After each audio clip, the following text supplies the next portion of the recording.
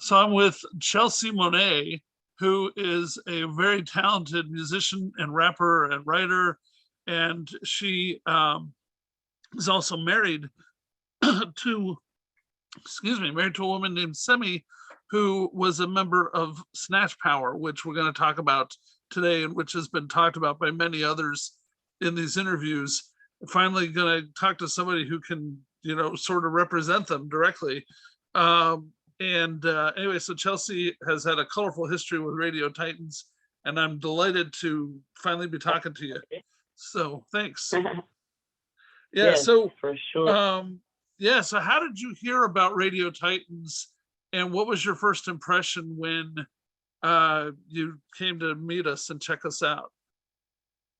It's a pretty crazy story actually because you said that Semi was with Snatchpower, but also if you remember, she started off being the DJ on Live with Clive. And the way that I met Radio Titans actually was because I was just downtown one day, and I can't remember who the person was, but somebody had told me about Verbs, and that him and Clive had like a radio show, and they had rappers on and interviewed people, and I was like, that's cool. So I was just downtown, but I guess they had told them about me also. So I was walking downtown. I was kind of near the building near Macy's, and then Kyle was on the corner. They were taking like a smoke break, and he said some comment like, "I like your afro," or some type of thing that Verbs might say. And then I started talking to them, and they're like, "Yeah, we're doing this radio show." I was like, "Oh, I heard about you guys' show." And then boom, the rest is history, to be honest. And that day they had a cancellation, and their guests, they needed somebody to get interviewed on the show. So that day I got interviewed on Live with Class. Wow. So yeah. So then, what are some of your overall memories or impressions of Radio Titans? Like, It was. yeah. Go ahead. Sorry. I was gonna say also then concurrently, Edgar knew, I think, like Anna or somebody else who had a show on Radio Titans as well, and then he was friends with all the I can't remember what was it called, the Fireside Troop guys and all that type of stuff.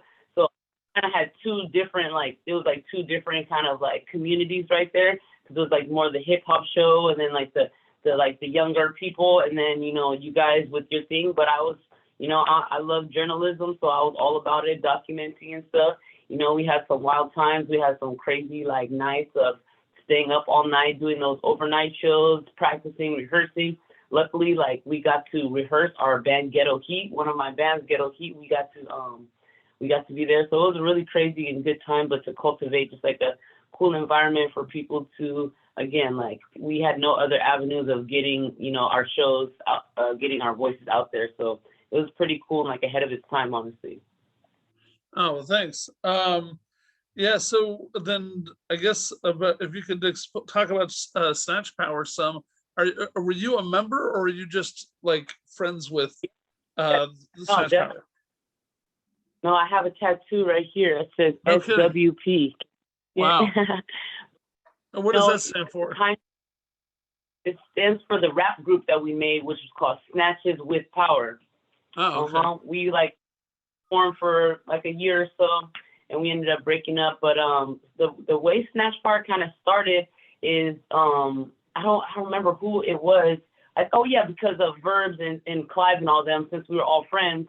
Ahura at the time, she was like, I think it would be dope if we started having a podcast and, talking about women's liberation and just a space where, all of us can be like free to talk about the stuff that we want to talk about. Now we see all the female rappers are getting like, a shine in the industry, but like 5 years ago, it wasn't like that. People weren't really trying to hear still what women had to say. So like Snatchpower was just a really cool, like punk, like again, female liberation, and specifically like Black and queer, like you were talking about the top off thing. I don't remember even how that started, but we just started doing like every couple weeks, like everybody just having pasties and just having like a sexually like free experience of the podcast. And we made the guy guests take their shirts off and be sitting in their boxers and just kind of getting everyone on an equal playing field. It was some cool times, yeah. But then like we also started having events outside of the podcast and just growing up a real big community. Then we had the rap group and stuff. So I feel like we got a lot of reach and inspired a lot of women to just be themselves and just realize that we have a really strong community here in LA. And again, like I said, now you see all the female artists just popping off all over the world. So the time is now. That's great. So then, and you met Semi, who is a member of Snatchpower, and you guys are now married. So so you're like a successful love story out of Titans, huh? Yeah, we got a little hip hop love story going on there. I met her because, like I said, she was the audio engineer and then kind of like DJ for Live with Clive show after Rachel stopped being the engineer on that show because she was doing a bunch of the shows. And then we just genuinely sparked like a friendship, and we started doing a bunch of rap shows together. We would like hype each other up, like, you know, like for hype manning and stuff like that. And over the years, you know, we just really bonded. She's a Scorpio, I'm a Cancer, so you already know what it is. But I had to swoop off. A lot of people were taking her out, but I was the most committed. You feel me? You gotta have commitment to what you want in life. That's my philosophy. That's great. So okay, so like do you have like is there like a craziest memory from the Snatchpower shows? I mean, you know, doing them topless is pretty good. We've got a bunch of photos of that. We're gonna use them, but yeah, just anything else you can think of? You know, honestly, like the fact is that so many of us were struggling. Like at the time I was homeless. At the time, a couple other people were like, you know, living that couch surfing life. So just each day was really, each time that we all managed to get over there with barely any gas money, you know what I'm saying? Everybody trying to put in for a pack of cigarettes or a little 6-pack and like some weed and stuff. It was like a really great bonding time. And again, the political atmosphere was like starting to change.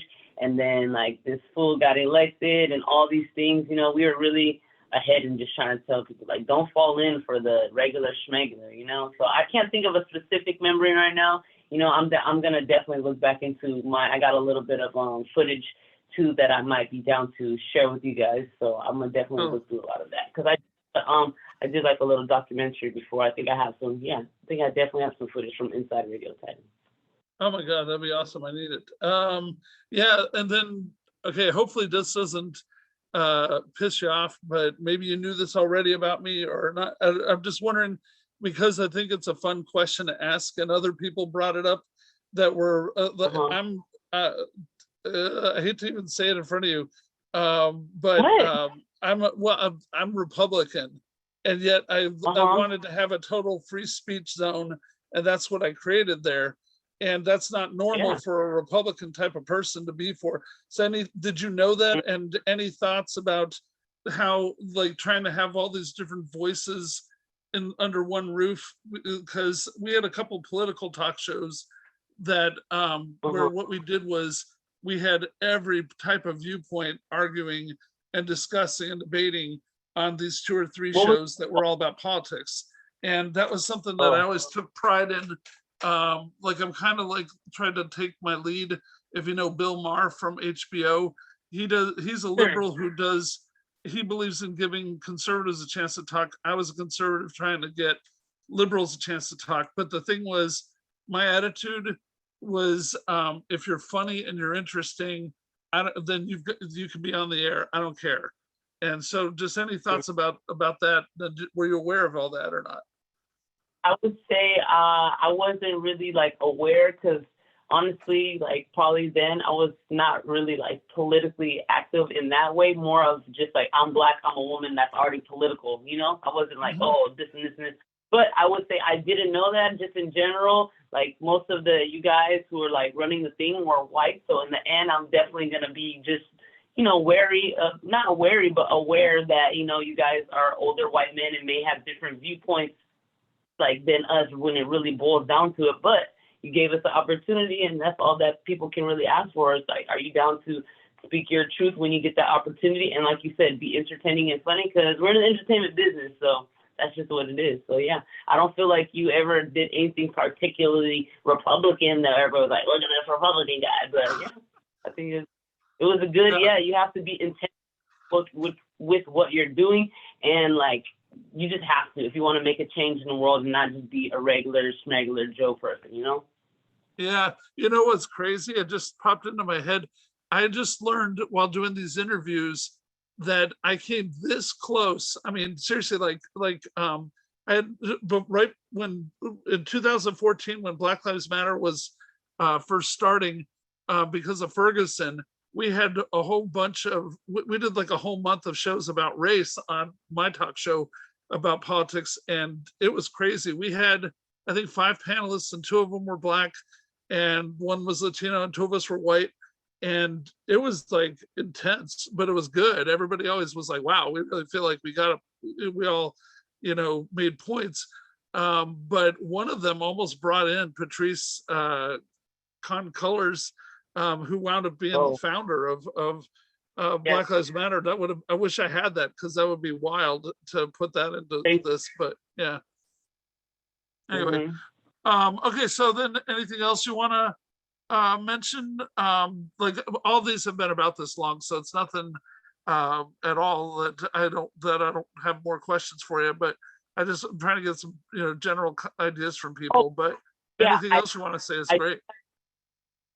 I do have one thing that'll be. Yeah. It's like when you had brought up like Andrew Monheim of Letters Home and stuff, and I don't know if you knew this, but I don't talk to any of them anymore, because a really, really messed up thing happened, that when we were on tour with them, like in probably 2014, Mike, what's his name? Mike Gatchall, he like attacked me and all that stuff. So I think I forgot. that was kind of crazy when you think about it, because again, still Andrew is here acting like, like this didn't happen, and all his friends are like super cool and woke and down, but yet his like super white, like red hair friend, like attacked a Black queer girl, and nothing was ever done or said about it. So I think that's like pretty spot on, of like how it's like, yeah, this was a super cool, inclusive space and everything, but still his white rage like built up so that he felt that he had to physically attack me because I was speaking out against something that he didn't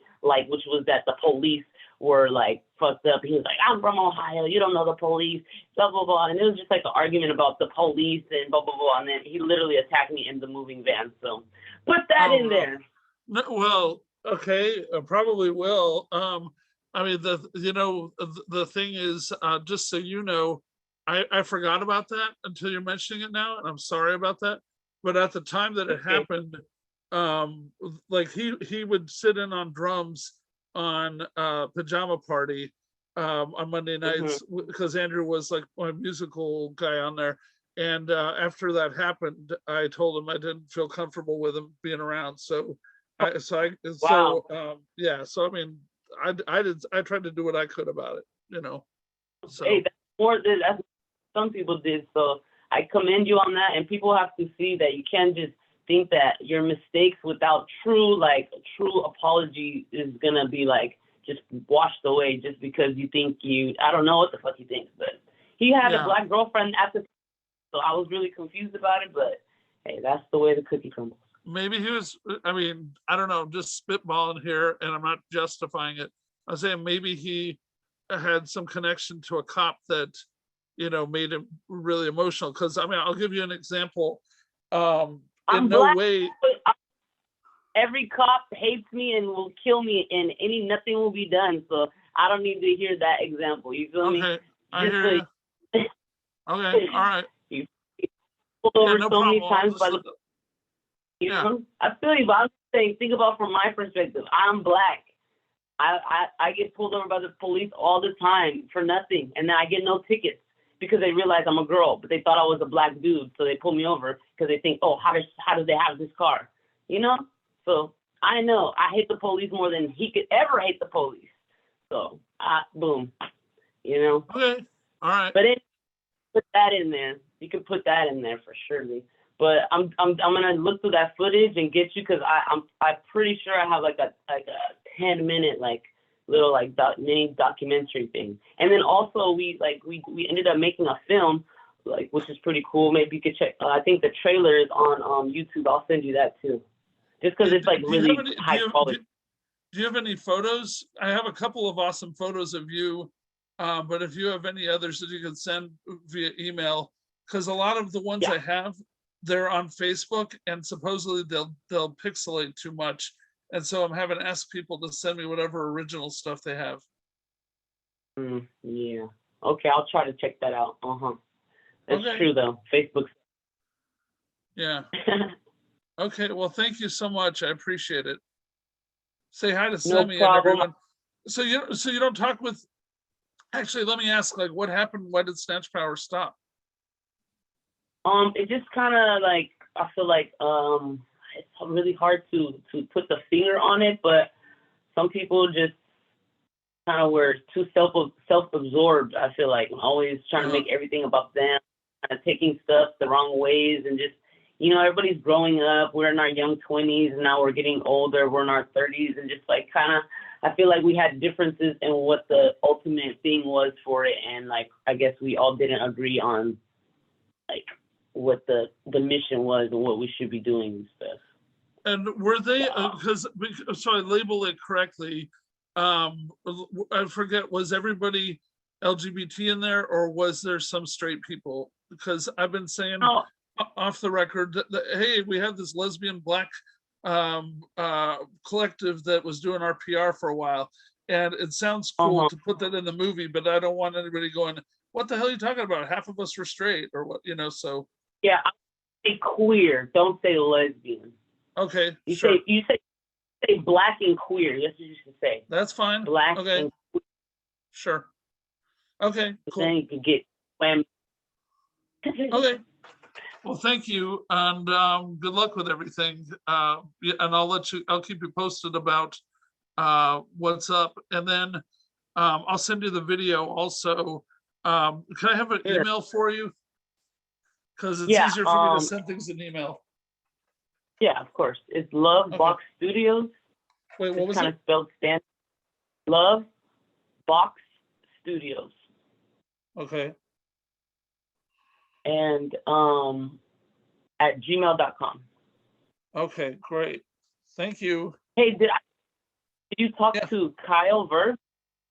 I have, I need to track him down. I tried calling him. I had a number that doesn't work. I've talked to Clive.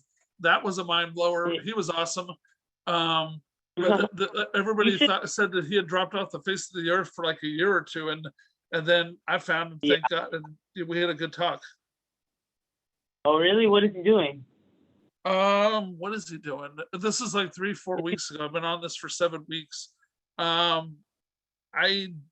don't really remember if he's still doing. He said he's still willing to do music. Whether he's still doing it, I'm not sure. I don't think we talked about like in depth about what is he doing as far as day to day right now. But he looked okay, and he was just as eloquent as I remember him at his best. So I was happy to see that. Because I didn't know whether he had gone like some of his photos looked like he had kind of gone gangster rap or something. I don't know if that's the right term for it, but I was like, dude, you're better than that. And he was like, yeah, I'm leaving that behind. Yeah, did he tell you he had a son? Yeah, I know he has a son with which one of the Snatchpower women? I forget. Who? Sandria. Oh, Sandria. Okay. Yeah, I know. I saw a while back he had a son. I don't know if we talked about it. I should have talked about that. Yeah, maybe I'll call back and get it. Wolf. His name is Wolfgang, right? Or Wolf. His name is Wolverine. Wolverine. That's right. Yeah. Wow. He's yeah, it's crazy. Hang on, I'm gonna pause it just for 3, 2, 1. Thanks. That's awesome. All right. Well, yeah, I'll be in touch with everybody. Hopefully, when this thing gets done, it'll probably be about a year because Jake Bowman is helping me with this, and Johnny O is helping me a lot. And, they're trying to tell me, do it right, take your time, because I tend to rush things.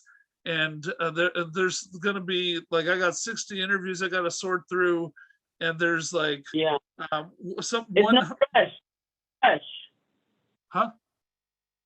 I'm saying, like, as far as all this stuff, I mean, what is the rush? There's really no rush, No, I know. Well, the reason I wanted your interview that I was scrambling for was that I've been trying to talk to anybody that could possibly really speak to Snatchpower. I wanted a woman talking about it.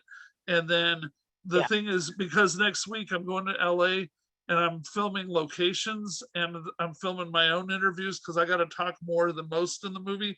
And so I want to do it like in a real way.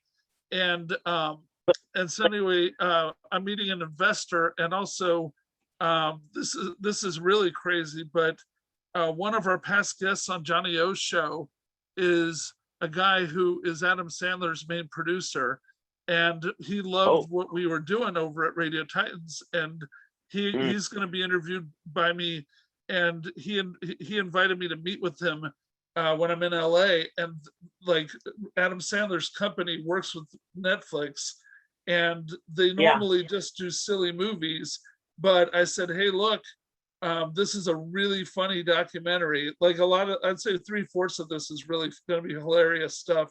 And so I said, you know, if you're ever going to consider a documentary, this is it. You know, it's young, it's energetic, it's funny. And they were like, yeah, let's talk about it. So I needed to make sure I got all the coolest things in place, and Snatchpower is such a huge piece of that, that you know, that's why I was scrambling. Yeah. My stepmom, she actually works at Netflix. So once it gets a little bit more, like, try to see if like she could get, you know, to the right people too. Oh, that's awesome. She still works there? Yeah, she still works there. She's oh my like God, yeah, that'd be awesome. Yeah, we're gonna try what we're going for. Her and my mom works, but it's okay. Say what? I said her and my mom are getting divorced, but it's okay. Oh, okay, gotcha. We're still friends, yeah. Okay. No, yeah,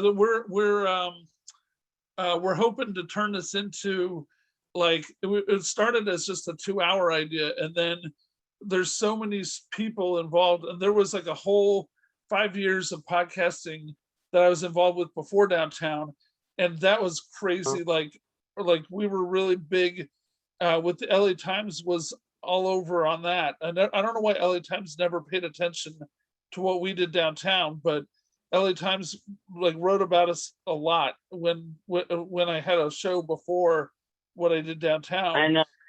And anyway, I got embezzled from $14,000. We got evicted because of my partner embezzling. So there's this whole crazy story, and so that's part of why Netflix is interested also. And so like now we're talking about doing this as like a 4 1-hour or 4 2-hour movies as a series for a documentary. People like that. They're gonna watch it. I watched that Don't Fuck with Cats thing. I watched every single episode. Yeah. That's pretty funny. I saw that too. It's crazy. All right. Well, thank you. And I'll be in touch. I would love it if you could help me get on your stepmom's radar. I'm torn. I'm either going to make this whole thing first, like if we can get the money from Sandler, or there's one other person I'm meeting. But if we don't have the money come in from investors, then I'm going to make a trailer, and I'll have and I'll send it, and see whether Netflix would just, step in and help pay for it off of the trailer even, or something, Yeah. All right. Well, thank you. I appreciate it. If you Sandler meeting, let me know. Yeah. Thank you. All right. Take care. I can. Cool. Peace. Okay, bye.